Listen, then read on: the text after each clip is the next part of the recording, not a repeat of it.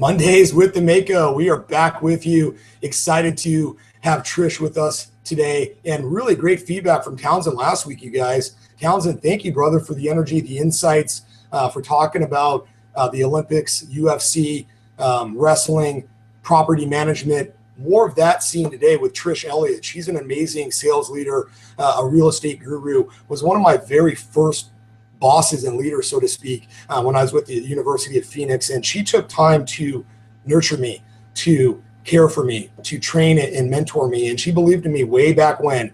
So she is someone that I value as a leader, as a guru in real estate. She's helping me with some real estate things now, and she's going to get back to this community today in a big way. Trish, thank you for your time today and spending your Mondays with the Mako. Oh my gosh, thank you so much. How fun. Thanks for having me, and I'm excited to chat with everyone. Awesome, Trish. Tell me a little bit about your background, maybe a little bit before you got into real estate, what you were doing. Tell us a little bit about you. You got it. So my entire background is really sales, operations, some education mixed in there, and leadership. So I've been everything from a high school Spanish teacher to college Spanish teacher to running different performing arts venues. And then most recently, some of you that are watching may know this, I spent the last 15 years of my career in a senior leadership position at University of Phoenix before real estate. Awesome. How did you get into real estate, Trish? So I've always been one of those people that's very fascinated by the real estate market, what's happening, what's happening with prices of homes, investments. And so I've always been interested in it for many, many years. And I guess my passion transformed into actually investing in real estate many years ago. So I started investing in real estate, rental properties, and of course buying and selling my own personal homes. And so it was a perfect fit for me from a sales, operations, and management background to really combine that and my passion for people and getting to help people. So that's how I got into it. I couldn't be more excited about it because I get to help people do what they want to do, whether it's invest in real estate, buy or sell a personal home.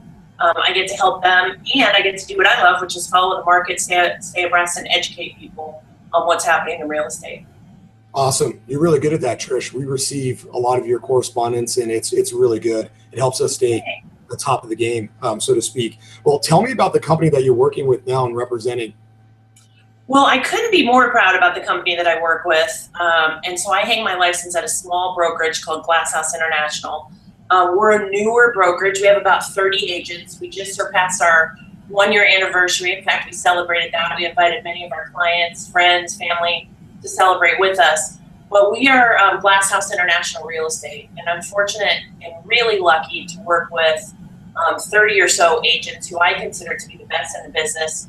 And most importantly, our designated broker, who is our fearless leader, the owner of Glasshouse International Real Estate. Her name is Nicole Hamming. She's been in the business, gosh, I want to say 20 years. And what's unique about what we do at Glasshouse is I would say every single agent there is willing to help, to share, really educate their clients. And we are really trying to educate our clients and help them and raise the level of professionalism in the industry. And we take ethics very seriously. And so the other thing that I would say about Glasshouse is we work really primarily by referral. So all the clients that I've had have been by referral. Somebody has referred them to me and said, hey, work with Trish. Maybe it's a past client.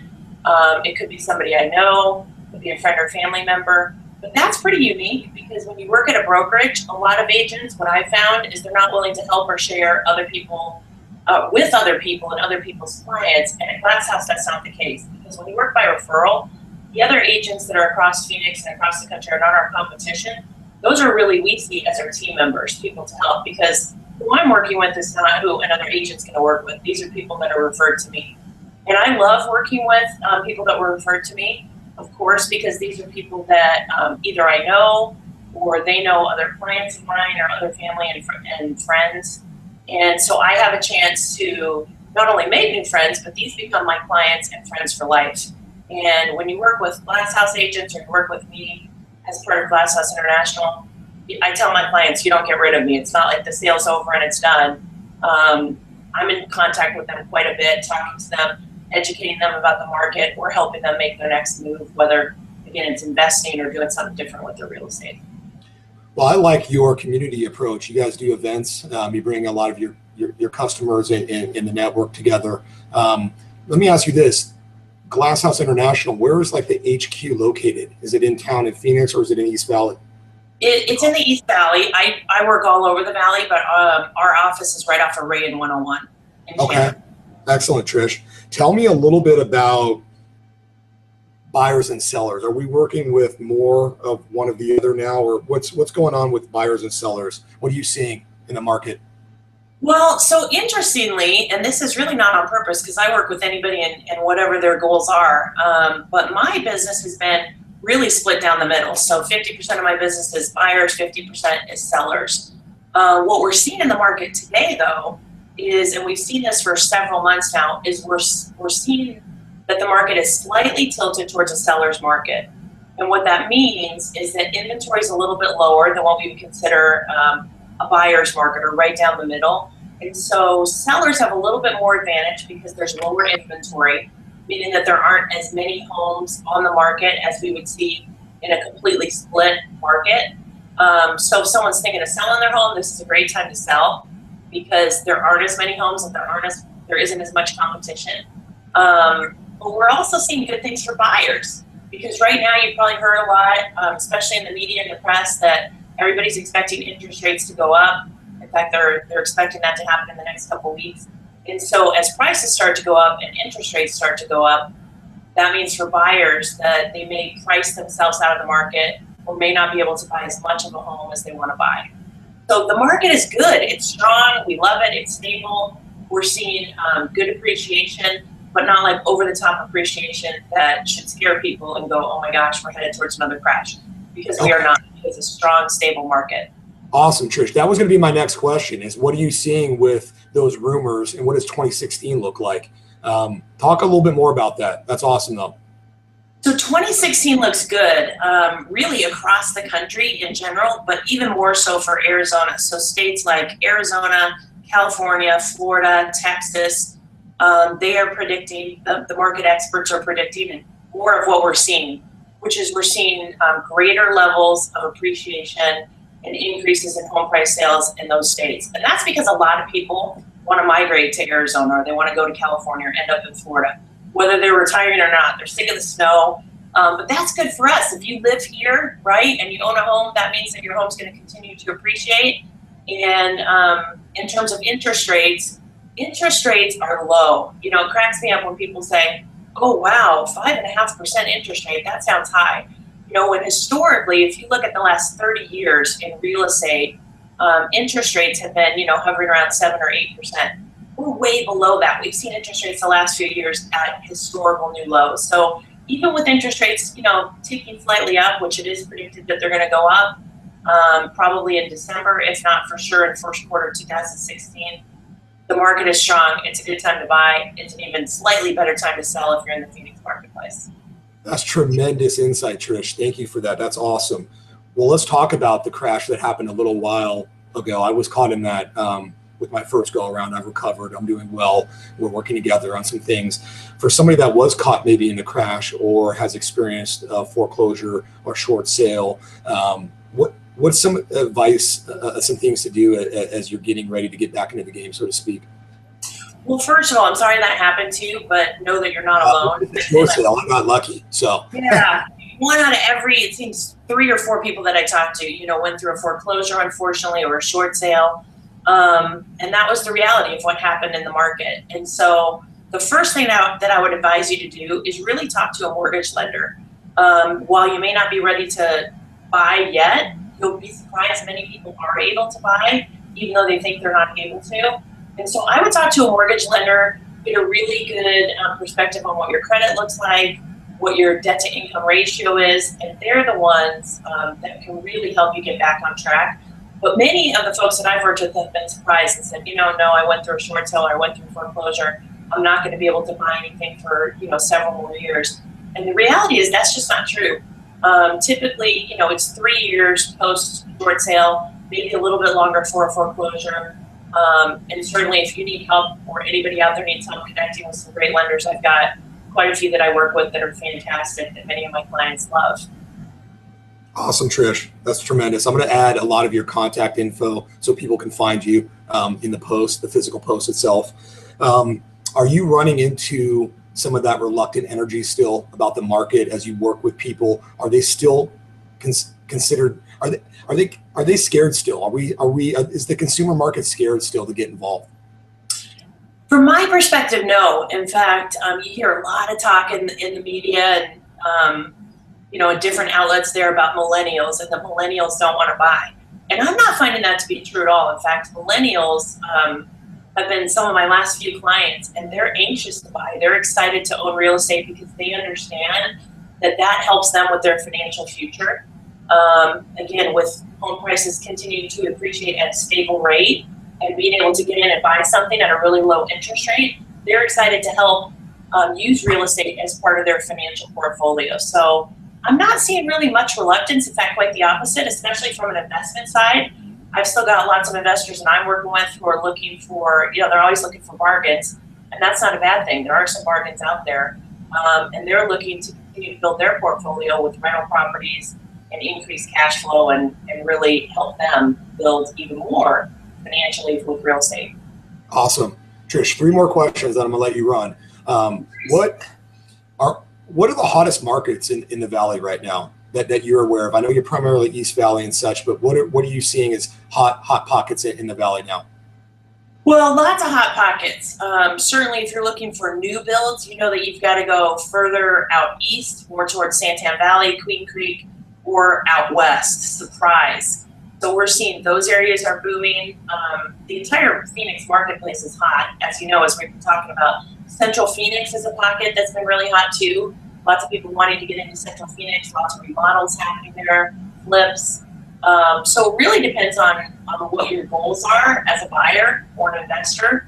Are you looking to come in, buy a property and flip it? Are you looking to come in, buy something that's move-in ready and live in it yourself? Or are you looking to come in and maybe do some remodeling and live in it as well? But I would say far east, far west, in Central Phoenix, as well as East Valley, Chandler, Tempe, Gilbert are hot as well. Okay, awesome, Trish. What are we still seeing an influx of out-of-town buyers in the market? I know that was hot a few years back, California, Canada, even into the East Coast a bit. Is that still prevalent? It is. It's slowed down a little bit, but we still have a lot of out-of-state, out-of-country buyers that are coming to Phoenix because of the low tax rates, the affordable housing, and the beautiful weather. So it's slowed down a little bit, but we're still seeing investors and other folks come in and buy a lot of property. Okay. Is that a good thing or a bad thing? Well, it's a good thing. It's a good thing so long as we're seeing that our market remains stable, which we are, and that we don't have that being the primary reason that all the homes are selling in the Phoenix marketplace. And that's what we saw many, many years ago is, it was just all investors buying, and it wasn't folks like you and I who were looking to live in those properties and actually, pay their mortgages and expect, stable increases in appreciation and use that as their own personal investment. Okay. Two more questions, actually, Trish. What advice do you have for someone that's just getting started? Maybe somebody that hasn't bought a house before, hasn't walked through that process, doesn't have an agent. Well, the first thing that I would suggest is one that they find an agent. And there's lots of awesome agents out there. I work with a lot of first-time home buyers. I'd love the opportunity to work with anyone that's out there and considering buying their first home.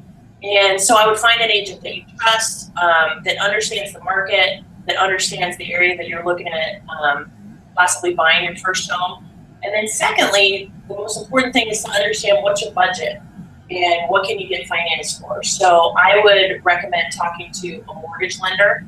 And again, any good realtor is going to have a great variety of mortgage lenders that you can meet with, shop around, look at interest rates, look at fees.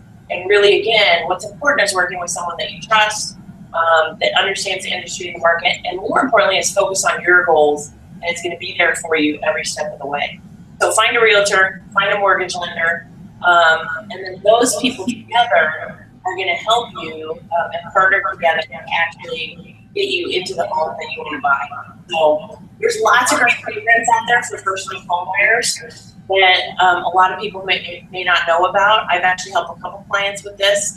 So there's a program that's called the Home in 5 program. That's a grant program, which means first-time home buyers, and it's not just exclusive to first-time home buyers, but any home buyer that qualifies will actually receive a percentage of the purchase price on their home back to them to use towards down payment and closing costs. So as an example, I just had a brand new couple, first-time home buyers, really engaged couple. They closed on a house on Friday, so just a few days ago, and they actually had 0 down payment, 0 closing costs. They actually got a small refund back at closing, if you can believe it, for buying a house. So fantastic experience. Definitely you want to work with professionals. Yes, Trish, well done. You are a professional, my goodness, and then some. Love it. Last question. Systems, operationally, CRM, follow-up marketing tools. How important are they in your business, in the business of a top agent, somebody that gives back and follows up the right way? Oh my gosh, so important. I've got a CRM that I use. You'd be surprised how many professionals are out there in the real estate business that do not have a CRM and don't have a way to stay in touch with clients, market to them, and understand what's happening in the market. So can't say enough good things about having a great CRM and marketing tools to help your clients no matter what your business is. Excellent, Trish. Can't say enough about you. The force is strong with you. Enjoy Star Wars with you. Thanks, Jeremiah. Thanks for the time. Happy holidays. And I'm going to get a lot of good feedback for you so people can find you and engage with you on this stuff, because it's tremendous. Everybody needs to invest in real estate. Everybody needs to be a homeowner. Quit renting, get in the game, get a couple of houses, get like Townsend and Trish, and get into the real estate. Trish, thanks for spending your Mondays with the Mako. I've got my glasses on. It's time to go. All right. I see that. Thanks, Jeremiah. Have a great one. Have a great week. Bless you. Cheers, Trish. All right. Cheers.